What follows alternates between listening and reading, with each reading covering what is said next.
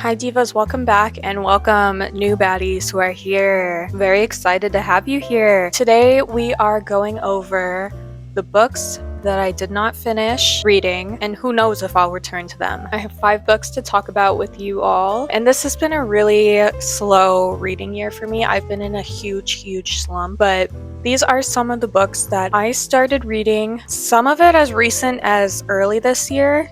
Others have been in progress for literal years, like over 5 years that I haven't finished. Some of these I have no intention of getting back to unless I run out of options, and others I probably will, but I just need to be in the right mood for it. Originally, I was gonna do a video on books I fucking hate. I don't like to be negative for no reason, but I believe that to be a true lover, you also have to be a bit of a hater.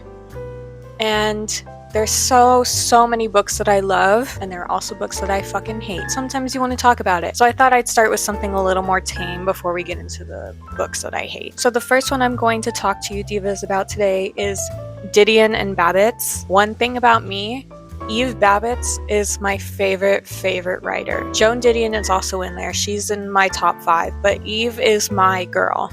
Okay, I and so many other people were very excited about this because it was about Joan and Eve's personal correspondence and like the beef they had and stuff going on in their personal lives outside of their writing. I made 11% into this book before I did not finish it. I got to page 40 before I could go no further. The author Lily, she focuses way too much on herself. She focuses too much on her connection to Eve because she knew her personally and she had a closer connection to her than Joan. And she kind of brags about it, which, like, bitch, I would be bragging too if I knew Eve Babbitts personally. Like, I get it.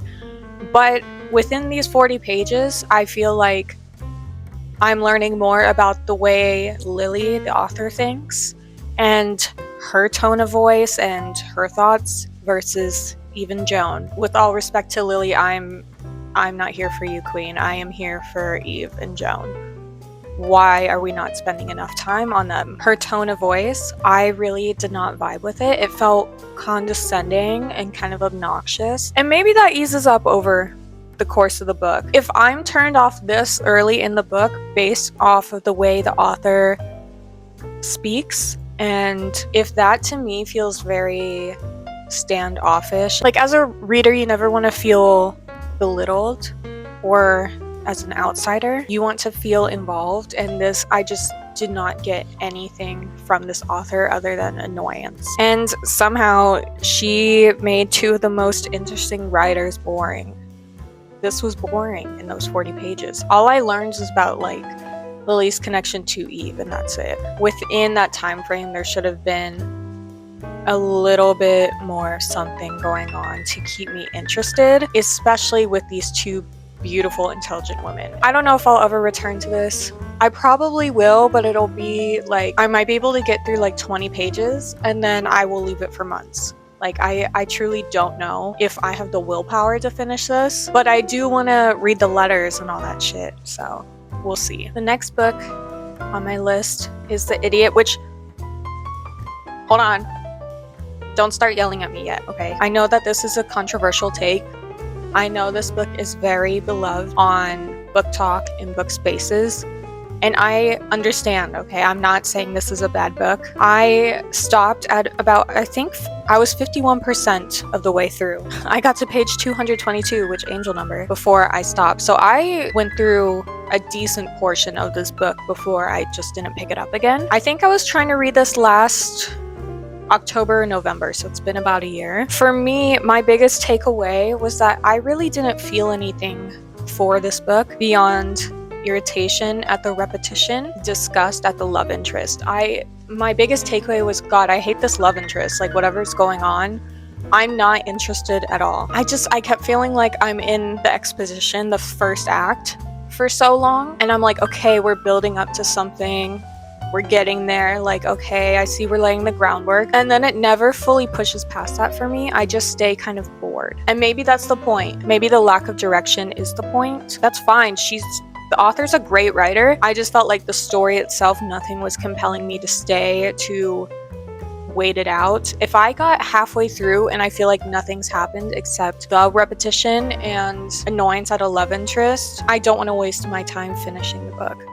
I feel like I will probably come back to this at a certain point because I know that this is a well-loved book. I really thought I was gonna love this because this aligns with my taste, but maybe it was just a case of right book, wrong time. Maybe when I was trying to read it, it was doing nothing for me personally at the time, but maybe I'll return to this in like a few years and it's like groundbreaking for me and it makes me feel a bunch of things that I didn't feel the first time around. My next book on this list, and I am sad because I realized the cover's kind of coming apart. I got to page 95 before I stopped reading. I want to say it was about 1/3. My biggest slump in books is usually between 25 to 35% of the book. 95% of the time, that's where I stop. You get past the introduction and you start to get into like leading up to the climax, but so much is still being laid out for you that my attention span tends to fall off at that time, and that is definitely the case with this book. The premise of the book is very up my alley.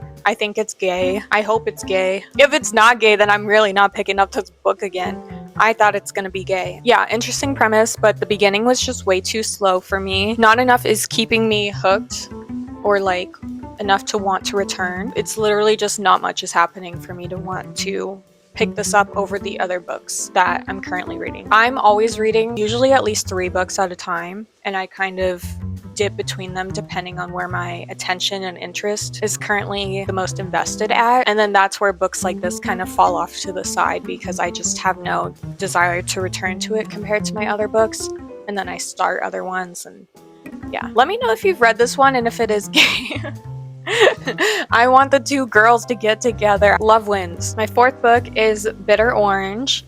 I started this years ago. I want to say like maybe at least 2 years ago. 2 or 3 years. I really like the cover. I don't know what that has to do with the book as of yet because I don't even know how far I got into it. I think about 30% because again, that's always where I stop at. This is such a weird, not exactly criticism because there's nothing wrong with this for this reason, but I felt very disconnected from the author in terms of age. Like maybe it's because of the way the main character is, but I feel like this is a book I should be reading in my like late 30s, early 40s, not in my late 20s. This just feels like I need a glass of wine to read this after putting my kids to bed or something like that, even though that's not what I want my life to look like. But I'm like, this just does not seem like something I would be reading right now. I feel very disconnected from it, and I think that's where a lot of my lack of interest lies. And I do still remember like a good portion of what was going on before I stopped. That's promising.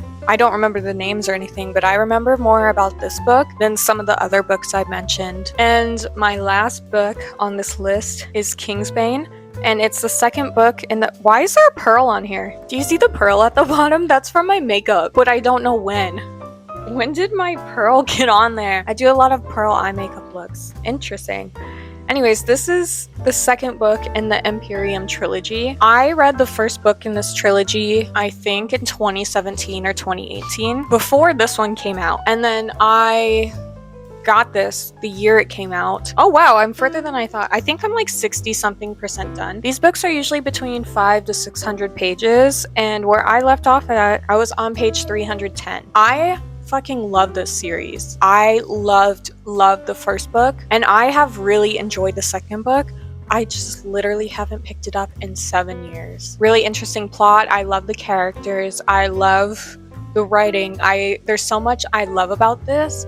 I just have not been in the mood for a fantasy fiction book. I'm not someone who typically reads fantasy. The most fantasy I've read is like Harry Potter when I was younger, which fucked J.K. Rowling, and The Hobbit for school. So I really am not a fantasy girl. I have no problem with it, but it's usually not what I'm drawn to. But this series is really, really good. I just need to dedicate the time to sit down and read this, and then I still have the whole third book to get through. Those are my books that I haven't finished yet. There's some other books that I'm currently reading that I haven't finished yet either as well, but those ones are all ones that I know I'm going to finish, that I have been enjoying. I'm close to finishing I Love Dick. I've been reading M Train by Patti Smith. I recently started Lapvona, which this is my first Otessa book, and I'm really fucking with it. And I'm also in the process of reading Dante's Inferno, something to challenge me a little bit. And I know that's going to be a slow read, but those are the ones that I really like that I'm currently reading, that I have no intentions of abandoning. Yeah. This is my stack. Let me know your thoughts. Let me know if you like any of these books. I'm sorry, no shade to any of these divas. Give me any book recommendations if you would like. I'm always looking for new fun reads. And yeah, thank you for being here, divas. I love you, and I will see you next Thursday. Bye, divas.